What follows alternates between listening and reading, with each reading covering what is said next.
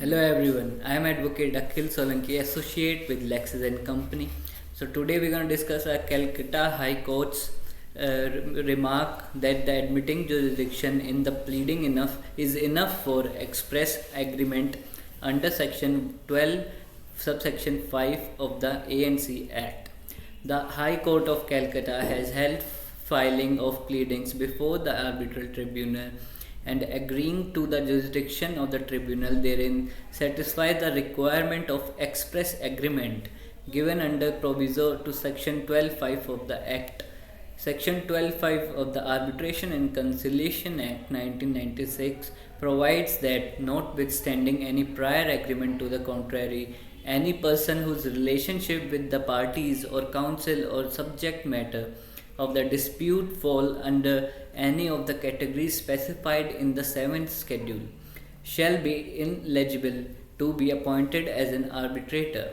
The proviso to Section 12.5 provides that the parties may, subsequent to the disputes having arisen between them, waive the applicability of Section 12.5 by an express agreement in writing. The bench of Justice Mosim Bhattacharya held that a party which was aware of the position of the law qua the invalidity of the unilateral appointment of arbitrator, if participates in the arbitral proceedings for a considerable period of time and obtain the benefit of the order of the tribunal, cannot later turn around and challenge the appointment of the arbitrator.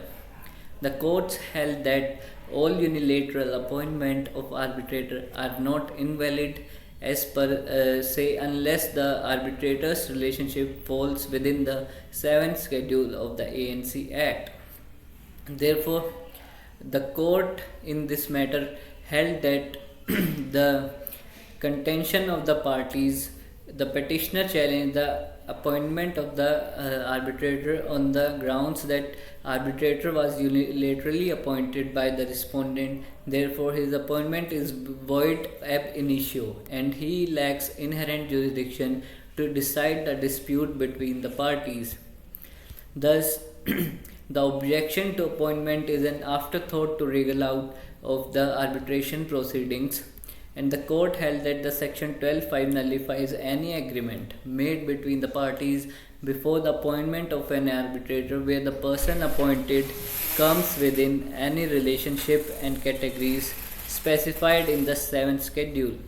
The person appointed as an arbitrator shall be rendered ineligible if he or she falls within any of the categories under the 7th schedule. However, the court held that the agreement cannot be inferred from words, conduct, or unspoken understandings. The court held that the agreement has to fulfill the benchmark of an express promise as defined under Section 9 of the Indian Contract Act. Also, in this matter, the court held that the unilateral appointments being impermissible in law must be read to mean an unilateral appointment made by a person who himself is disqualified to act as an arbitrator under the 7th schedule and not each and every unilateral appointment made by one party to the arbitration. Treating these situations as one and the same would amount to conflation of two different and distinct scenarios, which is not what the Act mandates. Therefore, accordingly, the court rejected the petition. Thank you. See you in next video with some more information.